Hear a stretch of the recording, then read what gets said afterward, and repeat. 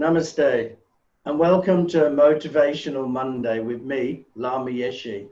And today I have very privileged to talk to Venerable Chodron. So Venerable Chodron was born in Chicago in 1950 and grew up near Los Angeles in a non-religious Jewish family.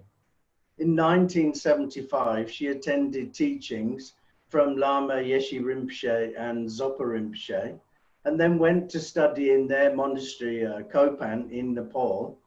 And in 1977, she received her novice ordination. And in 1986, she received a Bhikshunu ordination in Taiwan.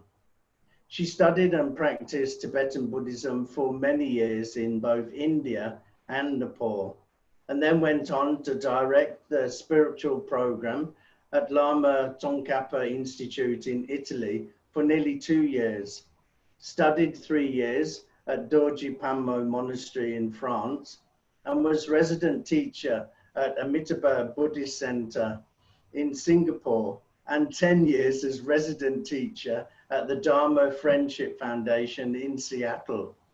That's quite a lot there. Seeing the importance and necessity of a monastery for Westerners training in Tibetan Buddhist tradition, she founded Sravasti Abbey and is the abbess now. It is the only Tibetan Buddhist training monastery for Western monks and nuns in America.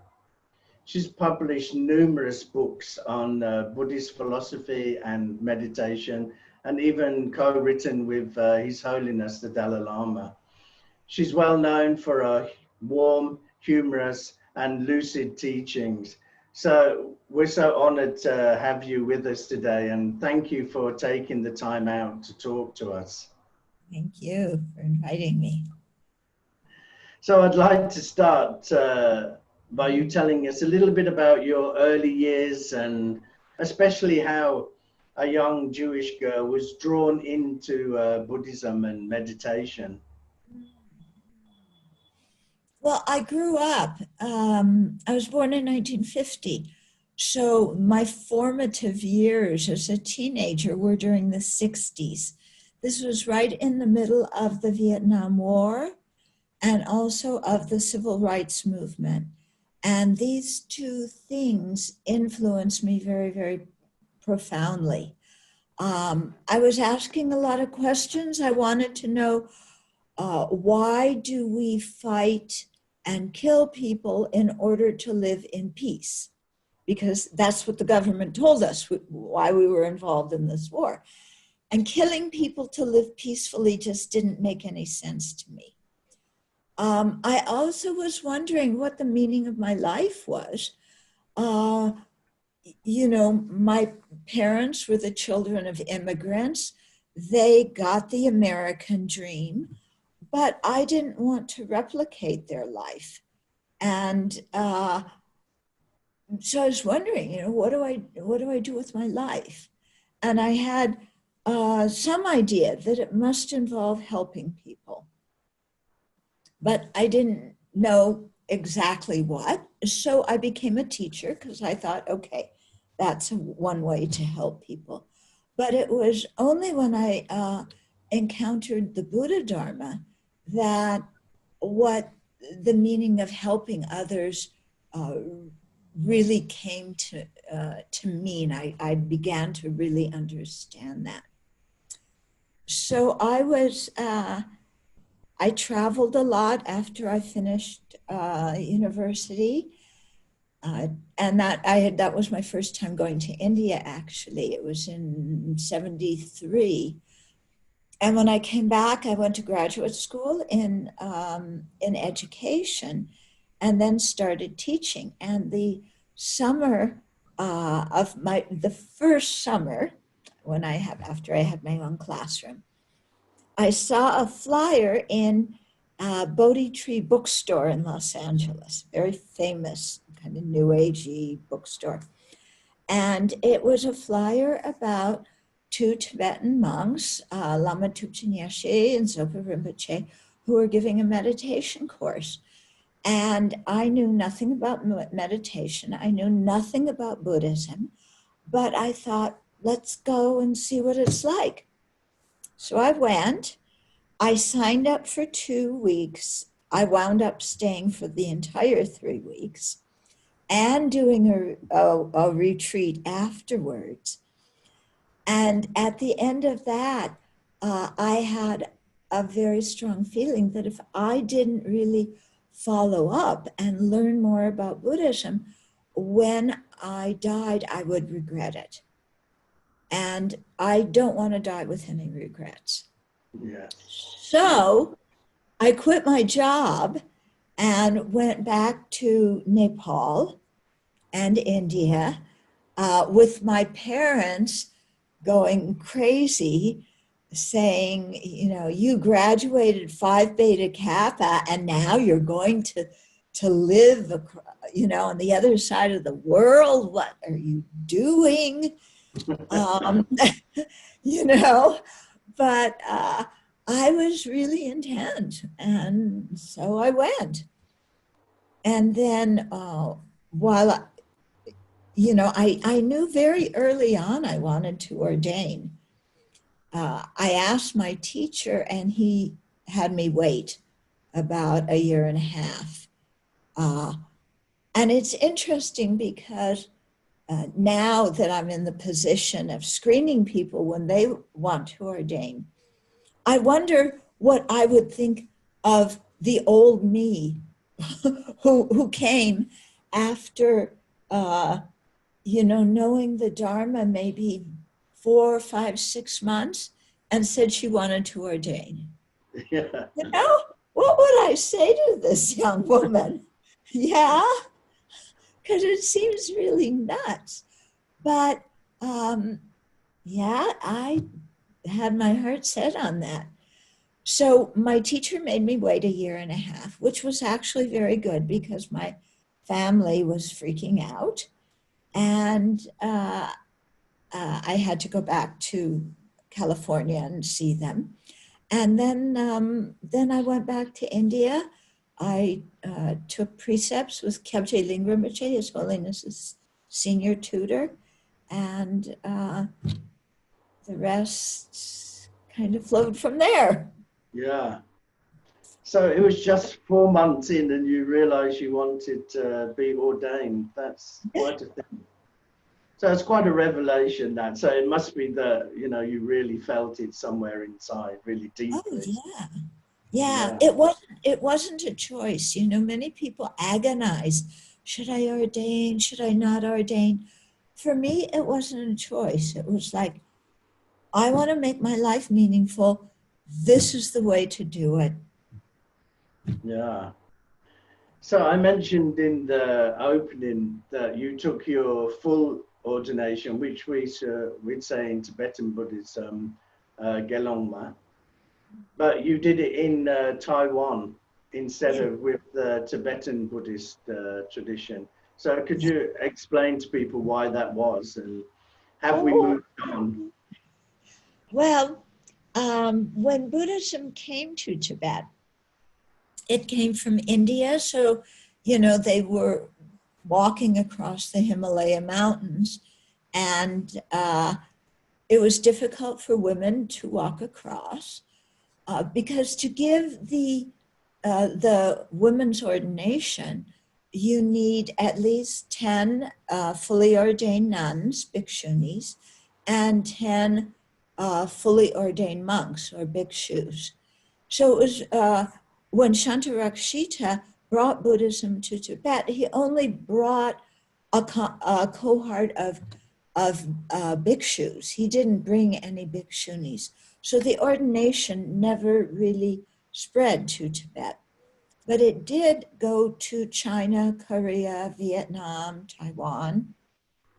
So the women can take the novice ordination in the Tibetan tradition with Tibetan masters, but not the full ordination. And I really wanted to receive that ordination. And so I went to Taiwan to receive it. And what happened is I wind up having actually quite a close karmic connection with Chinese Buddhism too. You know, my practice tradition is Tibetan, but my Vinaya tradition is the Dharmaguptaka from the Chinese tradition. Oh, right. Yeah. So, So you had a connection there anyway. So has it changed now? Do we have 10 nuns that have been fully ordained? uh, well, at our monastery, we give the novice more ordination and then the training ordination for nuns. And then they go to Taiwan for the Bhikshuni ordination. All right, okay. Yeah. So we really hope, we want one day to give the Bhikshuni ordination here. We have over 10 Bhikshunis. So that's not the problem. We don't have so many bhikshus though. So, you know, we're hoping to be able to do that at some time because the ordination ceremony is translated in English. And so then you can really understand what you're doing. Yeah, It's not that's a in big Tibetan, thing. it's not in Chinese. Yeah. Yeah. Yeah, when it's done in Tibetan, half of it you don't really know what am I signing up for here. So it's good that Yeah. it's done in English. So what was your motivation and your vision for setting up this Buddhist training monastery? Okay. Well, being the first generation of Western monastics interested in Tibetan Buddhism, there was nothing really set up for us. The Tibetans were refugees. Their main concern was reestablishing their own monasteries in exile and also supporting what was left of their monasteries in Tibet. So we Westerners, you know, we came along, they were happy to teach us and ordain us, but they couldn't support us. And according to the monastic code, the teachers are supposed to support the students, giving room, board, or providing room, board, clothing, medicine. But our teachers were in no position to do that because they themselves were refugees. So, you know, we were in the position of trying to support ourselves. And while some people had support from their family or they had savings or whatever, I didn't have any support from my family. I had a little bit of savings, but that quickly got used up. And so I know very well what it's like to, you know, not have the material wherewithal so that you could really focus on practicing the Dharma. Yeah. And so one reason for establishing Sravasti Abbey was so that monastics could have, you know, food, clothing, shelter, and medicine and be able to focus on their practice. Also, although I loved living in India, it's really my spiritual home, there were visa problems. So every few months we had to go out and get a new visa and come back in. And then of course you get hepatitis and you got diarrhea, and India's really changed now. But when I was there in the 70s, you know, it was very, very different and, you know, difficult to stay healthy and so on. Yeah. So, you know, having a place in the West where it was easier in terms of visas, in terms of health, you know, and where we could actually, you know, organize things ourselves. You know, I mean, you've lived around the Tibetan community and you know how the culture is. And we just wanted to have a Western way of organizing things, you know, that you know, was more about consensus and everybody coming together and working together instead of just having one authority. You know? Yeah. So that played into it. And then, of course, to be able to do all of our recitations in English. Now, when you live at a Tibetan monastery, then everything's chanted in Tibet. All your teachings are in Tibetan.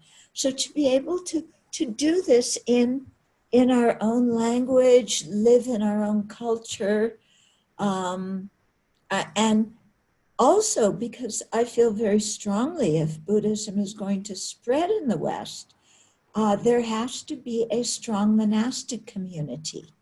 Yes. Yeah, everywhere Buddhism has gone historically, there's been a strong monastic community, because what individual lay people or even lay teachers, they cannot do what a Sangha community can do in order to preserve the teachings and spread the teachings.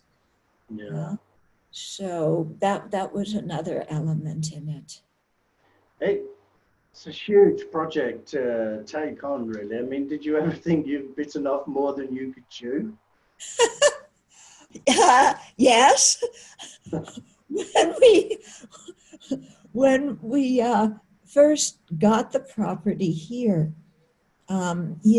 because I don't have money and there was no big organization behind me. Sravasti Abbey does not belong to some international organization. We're on our own. And when we bought the land, the previous owner, he was very kind and he said he would carry the mortgage. But the mortgage was about $1,700 a month. And the original residents were me and 2 cats.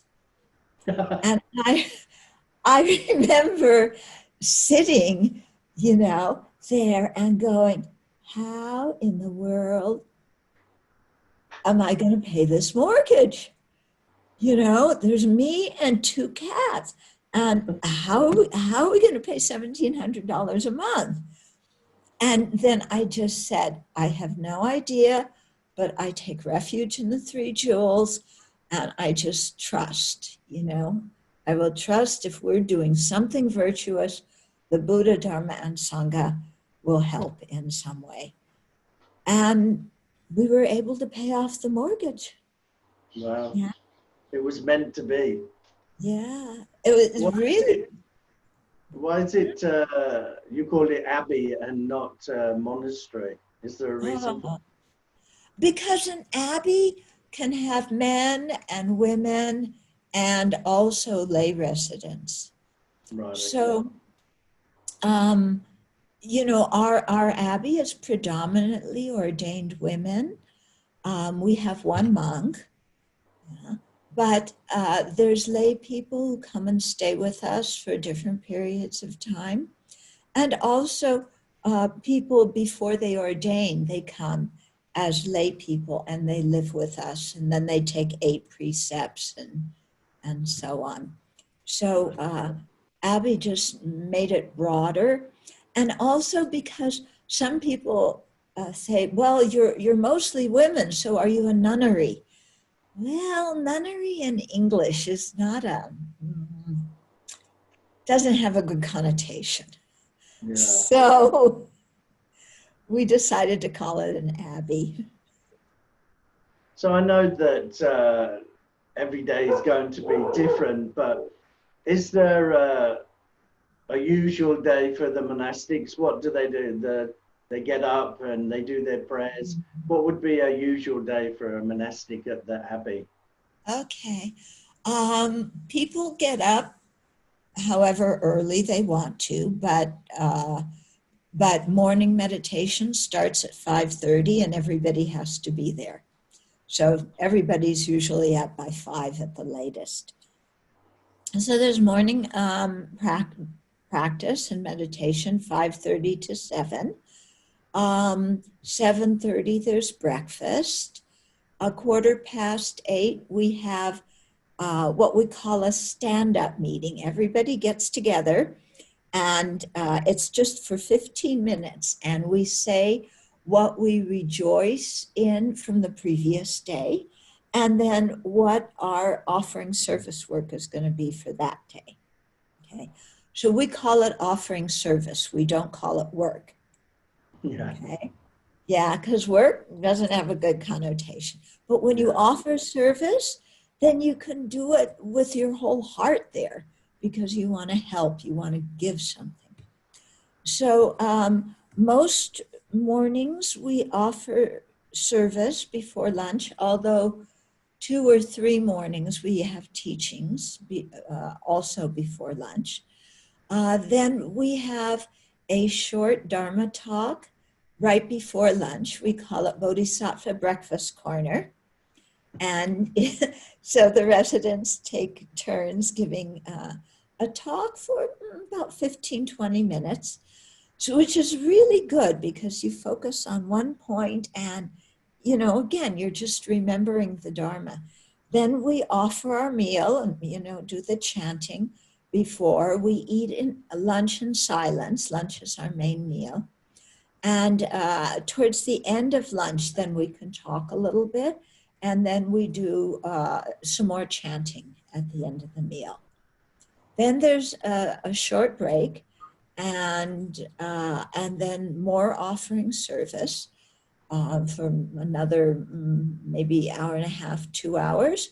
And then there is study time, or sometimes we have teachings also in the evening, the early part of the evening. And then there's evening meditation. Yeah. So that's kind of a typical day. Yeah. There's never a dull moment. Yeah. If you're a person who gets bored easily, come here. You will not get bored. And I usually tell people that once you start really practicing the Buddha's teaching, you never get bored again. You know, Yeah. just, you know, investigating what's going on in your own mind is really interesting, and you can always Yeah. do that. And it's a lifetime's work as well. Yes, So definitely. your motto at the Abbey is creating peace in a chaotic world. So Yeah. I expect you get many people wanting to ordain to escape this chaotic world. So how do you, I'm sure it's you, how do you decide who's suitable and who's not suitable for ordination?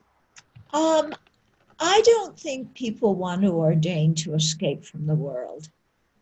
You know, I don't think so because living this lifestyle is too challenging. You know, Yeah. when you're a lay person, you can go to the movies, you can go to the bar, you can flirt with people, you can have relationships, you can do whatever you want whenever you want. Okay. That's the chaotic world. Yeah, that's the chaotic world. But if you ordain, you know, and you're living here, there's a schedule. You keep precepts. You keep ethical conduct, um, and so you're really training your body, speech, and mind all the time. So I'm not quite sure because the thing, you know, people often say, "Oh, you're escaping reality, going to live in a monastery." And I always tell them, look, if you could escape your ignorance, anger, attachment, jealousy, pride, unhappiness, and selfishness by changing clothes and shaving your head, everybody would do it. Yeah. Yeah? If that's all you had to do to get rid of your problems is change clothes and change your hair, my goodness. Yeah. If it was that But easy. as you know, it's not like that, is No, it? no, no, no. Yeah. So I know that one of your favorite things you like to teach about is compassion. So could you explain the Buddhist concept of compassion and why it's important. Okay. Compassion simply means wanting sentient beings to have happiness and the causes of happiness. Very simple definition. Actually, it brings up a lot of questions. First of all, what is happiness? Yeah. In our regular chaotic lifestyle, we think we know what happiness is. Going out with our friends, having good food, hearing good music, traveling, adventure, sports. We think all of that is happiness. And yet, it never satisfies us, does it? Never. Yeah. We always want more. We always want better. So it's not real happiness. Yeah. And similarly, okay, if compassion is wanting sentient beings to have happiness and its causes, well, what in the world are the causes of happiness? We usually think, oh, causes of happiness, money, first of all.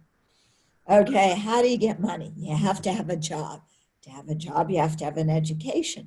Then you want to have a family, and you want to have a relationship, and you want social status. And we think all these things are the cause of happiness. But yet, how many people are incredibly rich and wealthy and very unhappy? Yeah. And these things don't bring ultimate happiness at all. In fact, they often wind up, or we often wind up, feeling more dissatisfied. Yeah.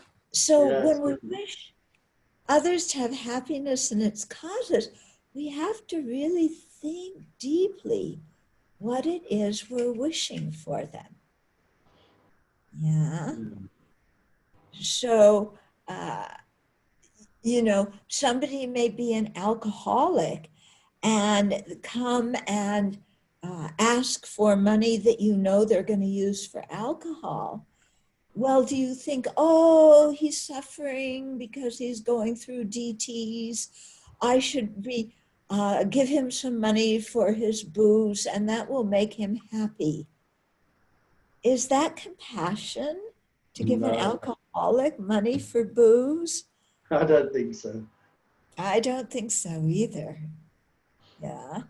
So compassion, sometimes compassion, people think it means that you're just like some sweet person who says yes to everybody and gives them whatever they want and goes, oh, poor you, you're suffering. Oh, so bad. I feel sorry for you.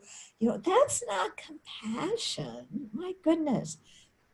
Compassion, Buddhist style, involves an incredible amount of internal strength because you have to really care about others and do what is best for them in the long term.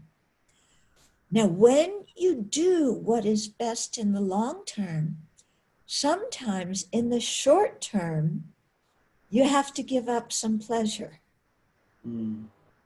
Yeah. And sometimes when you try and really help people, they get mad at you.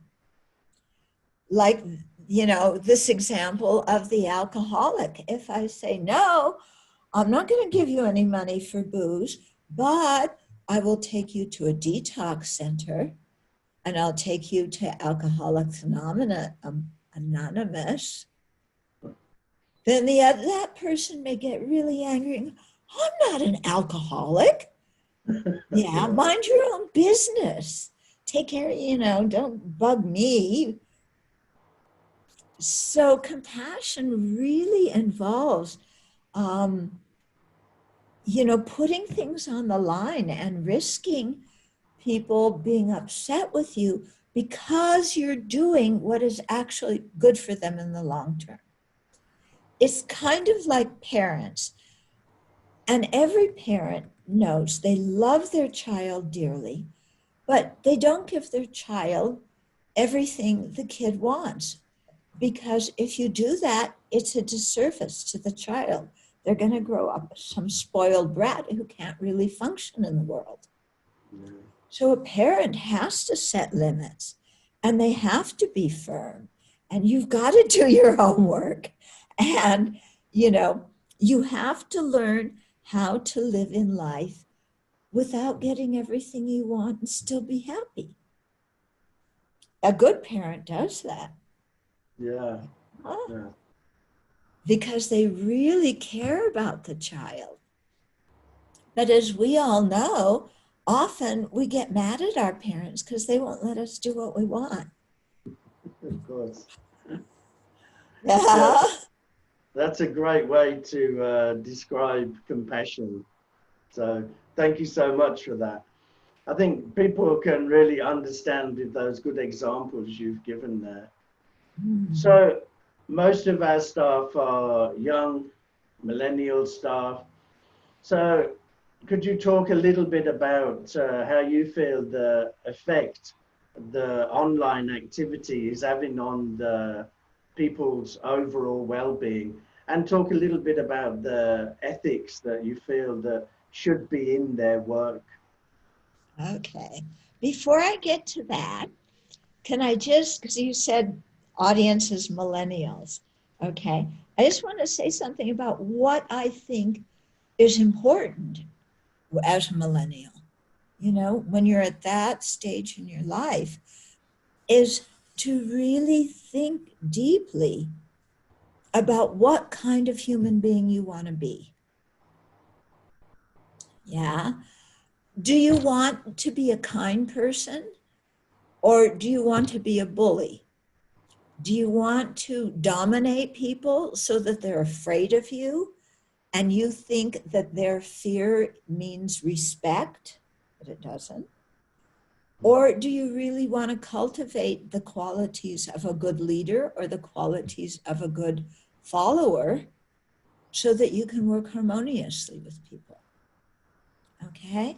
Because I think often, people finish their education and then they just go to work, and the thing that they're most interested in is establishing themselves with a career. Okay? So you want to get a good job that pays, a certain amount of money, and and then you can have a relationship with a person who corresponds with that social class that you want to enter now because you have that kind of job, and you don't think about, what are my values as a human being? What are my ethical standards?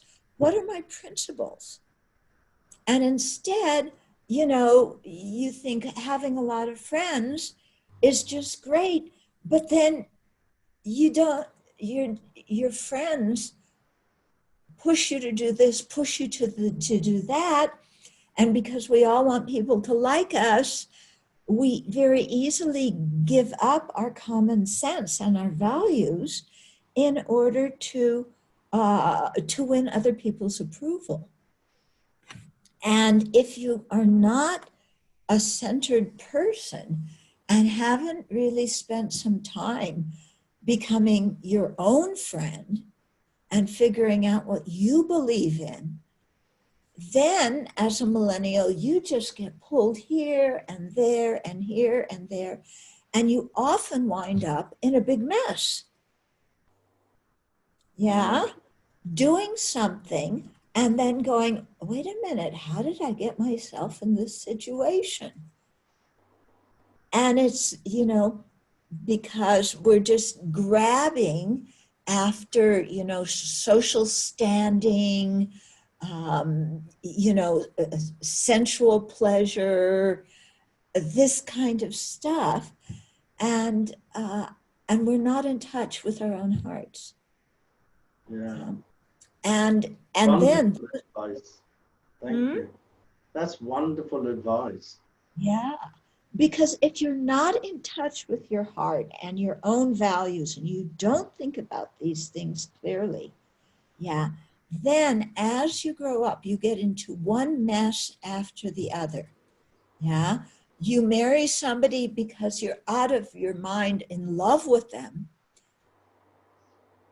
but you haven't really gotten to know them very well. And you yourself don't know how to communicate very well because you've never, really thought about, how do I communicate with people? Do I have a bad temper and I just blow up? Well, that's not communication. But, if you're going to get married and start a family, you need to know how to communicate. Yeah. And you need to know how to be open, and you need to know how to be understanding. And so these are all very important skills, life skills, that are much more important than how much money you make and what social class you have and what your social status is. Yeah. Because if these things are not clear, then you just get bumped around as you get older. You get married and then you have kids. Why do you have kids? Well, because your parents want you to have kids, because all your friends are having kids. Is that a good reason to have kids? Do you know how to be a good parent if that's the only reason you're having kids? And then, if you don't know how to communicate, then some years down the line, you want to get divorced. Then, there's the problem with, how do you bring up your kids? How do you support yourself as a single parent? And, when we meet some people who are very old, people are bent over, but I think you're bent over, not just because, of physical age, but I think people, they don't know how to clear things from their heart and make amends when they've made mistakes. And so I think the power of all the cumulative mistakes they've made in life that they've never cleaned up just weigh on them. And that's why another reason why people lean over, when they're old. So I really believe in making sure we have a clean conscience. Yeah, having our standards, living by them when we mess up, because we do mess up, to catch it as soon as we can, understand why we got in that mess, and then think of how we can think, should such a situation happen in the future, so we don't keep duplicating our messes in life. Because you look around and some people do that, Yeah. and it's such a sad situation, and so I really believe every morning when you get up, really generate your motivation. Today, as much as possible, I'm not going to harm anybody. Today, as much as possible, I'm going to benefit others. Today, I'm going to keep cultivating my wisdom, keep cultivating my compassion. Yeah. And then in the evening, checking up how we did. And if we did something where we feel uncomfortable about it, then doing some meditation practice so that we understood what mental affliction overwhelmed our mind and what the antidote to that mental affliction is. And in that way, when we go to sleep, we're peaceful. Yeah, we're not tossing and turning and thinking, oh my God, what did I say to this person? And now they're going to do this and they're going to think that. And I lied to this person and then I forgot. Then I lied to that one and I told them two different stories and I can't remember who I told what to. Yeah. I mean, let's stop shooting ourselves in the foot. Yeah. And so that's why I think ethical conduct is so important. Yeah. And you know that what you've just said is wonderful, because this interview is Motivational Monday, and that is so motivational. Thank you so much for sharing that wisdom with us. I mean, I know that if the people who are viewing this stop and think about it, then and be honest with themselves, they've never stopped and looked and who do I want to be? So it's such great advice. So thank you so much for that. And thank you so much for joining us today. I'm sure we could talk for another hour or so, but we've run out of time. So I really appreciate you taking the time and talking to us today. And I look forward to having another opportunity to meet with you and talk with you again. So thank you so much. Oh, And sure. namaste. Thank you. Namaste.